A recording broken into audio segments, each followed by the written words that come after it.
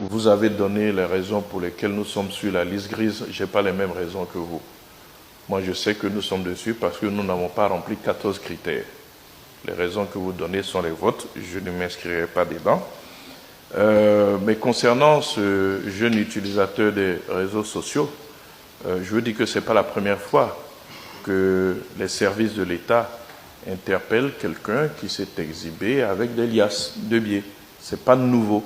Donc il ne faut pas lier ça forcément à notre volonté de satisfaire les exigences du GAFI. C'est des choses qui se sont déjà faites. On a même un élu qui a connu aussi donc une interpellation, il a justifié les ressources et puis donc il n'a pas été inquiété plus que cela. Donc ce n'est pas quelque chose de nouveau. Je veux que cela se sache. Nous avons un État qui fonctionne. Nous avons des mécanismes qui fonctionnent. Et l'État réagit chaque fois qu'il y a eu des situations de ce genre. Peut-être que le contexte fait que la situation de cet utilisateur de réseaux sociaux prend une proportion différente, mais pour nous qui suivons les actions de l'État, ce n'est pas quelque chose de nouveau. Donc aujourd'hui, le procureur a fait un communiqué, vous me connaissez, une fois que les affaires sont en instruction, je ne les commande plus, le droit va travailler, la justice fera son travail et il sera soumis à la rigueur de la loi si tant est-il qu'il a commis un délit. Donc voilà. Je vais profiter aussi parler d'Abouchou. Vous voyez, vous qui me suivez depuis longtemps,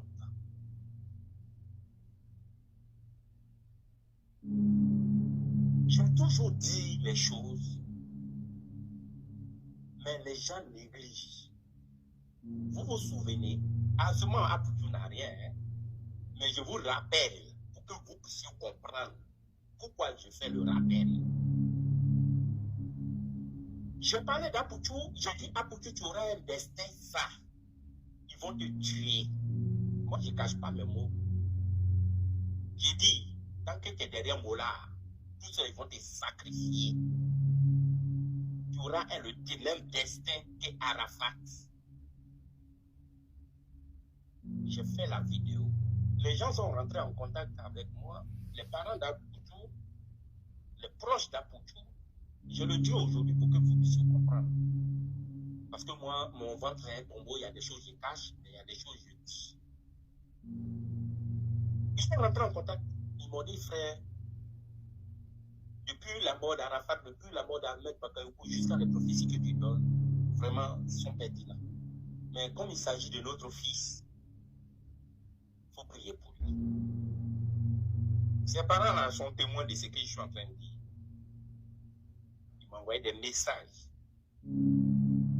J'ai dit, ça ne dépend pas de moi, ça dépend de Dieu. Mais comme Dieu lui a donné son avertissement, si Abouchou rentre en contact avec moi, je vais prier. Mais comme il est passé par d'autres personnes et que vous êtes venus, j'ai compris, je vais prier pour Abouchou. Donc, ceux qui attendent la révélation de Christ, qui n'est pas encore arrivé, détrompez-vous. Parce qu'il y a des gens, quand on donne une révélation, qui comprennent. Lorsqu'ils comprennent, les gens viennent plaider pour qu'on prie pour eux. À partir de là, on veut voir comment la personne même là se comporte. C'est-à-dire Abouchou lui-même, comment il se comporte. Et quand les gens ont parlé, j'ai commencé à prier pour Abouchou. Donc si rien n'est arrivé encore à Abouchou, et ce n'est pas mon souhait, mais ça va arriver. Ça, je vous le dis. Ça va arriver.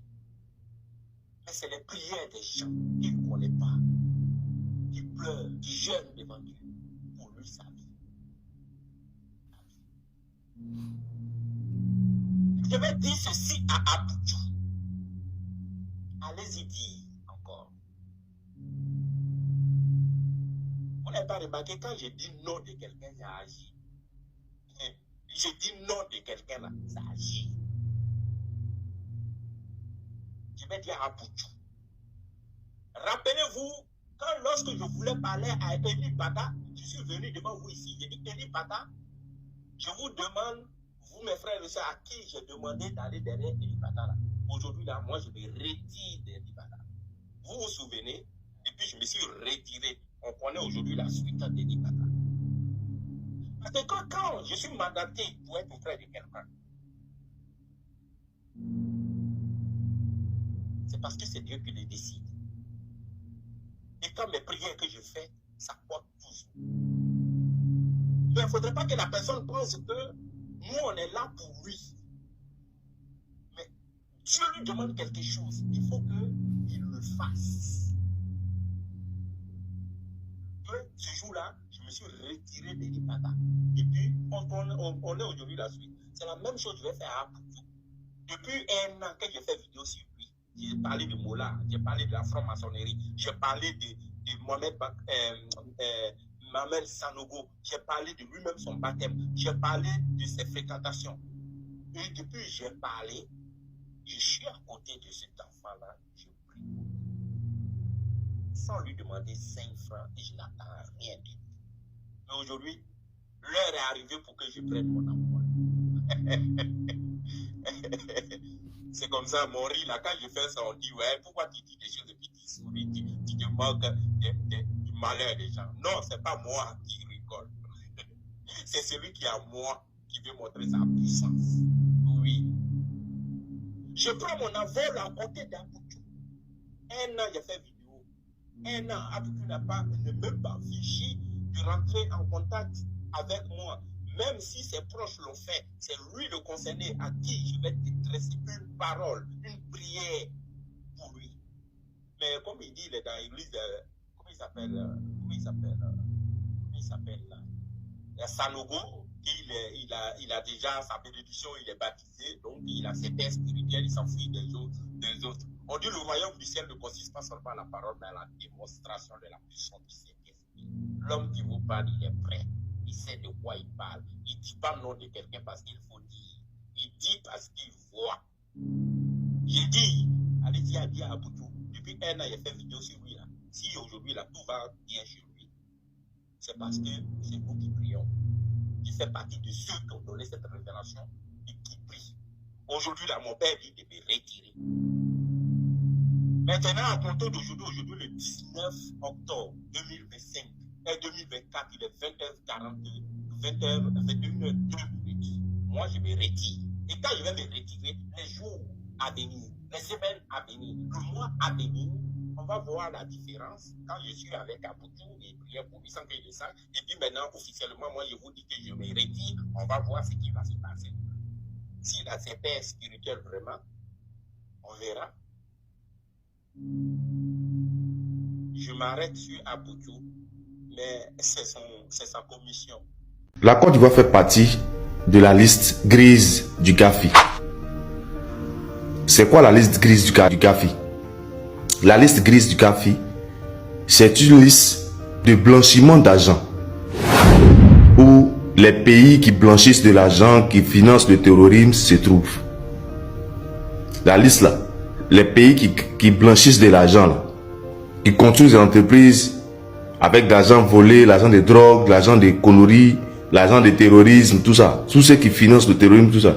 C'est sur cette liste-là. Et il se trouve que la Côte d'Ivoire se retrouve sur cette liste. La liste grise du GAFI. Parce qu'il y a la liste noire. Mais la Côte d'Ivoire se retrouve sur la liste grise du GAFI. Et c'est très dangereux. On est dans le collimateur des gens là. Donc, et c'est pile à ce moment que Aputu décide. Il ne sait pas s'il n'a pas appris les formations. Il ne sait pas qu'est-ce qui s'est passé. C'est à ce moment-là qu'Aputu décide de venir exposer, exhiber autant d'argent comme ça sur les réseaux sociaux. Et ça fait boum. Et donc le travail de la police économique, c'est de mettre fin à toutes ces choses-là. C'est de mettre fin à ça pour que la Côte d'Ivoire puisse sortir de cette liste-là. Parce que c'est pas bon. Vous comprenez un peu. Donc, le fait qu'Aputu soit arrêté en ce moment, c'est pas ça qui est mon problème. Mais c'est le problème là. C'est qu'il y a des gens qui font pire que Aputu, mais qui ne sont pas arrêtés dans ce pays. Il y a des gens qui font pire que lui, mais qui ne sont pas arrêtés dans ce pays. Quand il s'agit de nous, les Ivoiriens, les fils du pays, le gouvernement est rapide pour nous arrêter. Il est rapide comme ça. Ça dit que ce soit police économique, que ce soit gendarmerie, police, on nous arrête rapidement quand c'est quelque chose qui nous concerne. Mais quand les gens sortent, ah mais si beau, il a été tué. Quand les gens sortent d'ici pour dire que on dit non, que vos gouvernements sont corrompus, personne ne les arrête. Quand d'autres qui sortent ici, non, vos gouvernements là, vos ministres là, c'est nous ils gèrent les oubis, personne ne sort pour les arrêter. Vous comprenez? Donc là, c'est pas le fait que Apoutou soit arrêté qui est le problème. C'est que nos gars là, ils nous arrêtent trop vite. Ils nous arrêtent trop vite. C'est-à-dire que pour nous là, ils n'ont pas besoin d'analyse, ils n'ont pas besoin de faire des enquêtes pour ça. Ils viennent en même temps, parce que tu as fait ça. Vous comprenez un peu? Donc, en tout cas, force à Apoutou. Voilà, force à Apoutou. On est ensemble, mon frère. On est ensemble. C'est pas facile. On ne souhaite pas la prison à son pire ennemi. Voilà.